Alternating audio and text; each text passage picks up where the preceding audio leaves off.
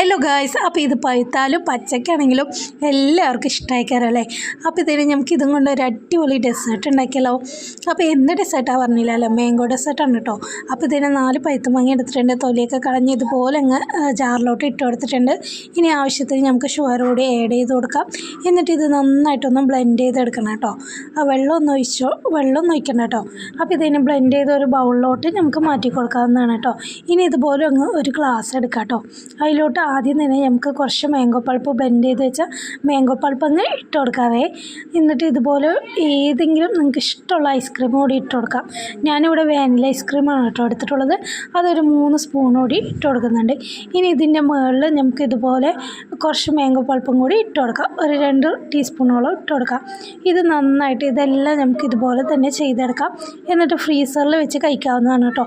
അടിപൊളി ടേസ്റ്റാണ് കേട്ടോ, ഒരു രക്ഷയില്ല കേട്ടോ. മാംഗോ ഇഷ്ടമുള്ളവർക്ക് എന്തായാലും ഈ ഒരു ഡെസേർട്ട് ഇഷ്ടമാവും. എന്തായാലും ഒന്ന് ട്രൈ